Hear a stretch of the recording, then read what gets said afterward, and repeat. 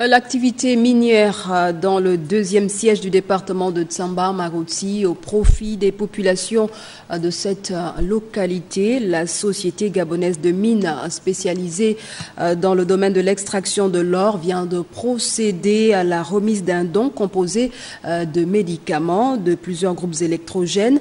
C'était en présence du préfet de Tsamba-Magoti. Suivant ce reportage. Cette action de haute portée sociale s'inscrit dans le cadre de l'exécution d'un cahier des charges entre la Société gabonaise des mines et les populations du deuxième siège de Tsamba-Magoti. Le suivi de ce dossier a été assuré par les autorités administratives. Pour les populations, ils ne croyaient pas et aujourd'hui c'est une réalité.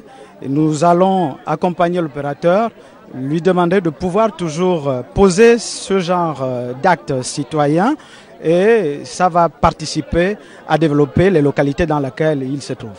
Des médicaments destinés à 6 dispensaires du district d'Ikobe et du canton Sindara, des groupes électrogènes de grande puissance et accessoires, ainsi qu'un véhicule pour la sous-préfecture d'Ikobe. Ce don est estimé à plus de 22 millions.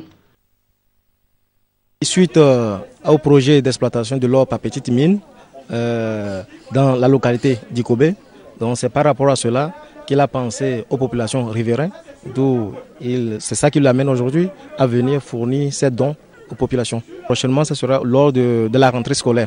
Donc là, il va penser maintenant à la scolarité, aux enfants, pour fournir des kits scolaires pour l'éducation des enfants.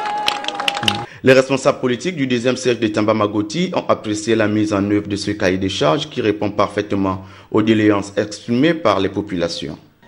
Nos remerciements vont droit au président de la République, Ali Bongo Ondimba. Vous vous rappelez, il y a 2 ans, il est venu à Ikobe et on lui a parlé de tous nos problèmes. Et il a réagi. Il a dit que je ne vous oublie pas. C'est lui qui a d'abord dénoué toute cette situation-là pour qu'aujourd'hui on ait des sociétés forestières, des sociétés de mines et ainsi de suite. Cette initiative fait suite à une récente rencontre entre les différentes parties, présidée par le gouverneur de la province de Langounié en présence des ministères intervenant dans le projet.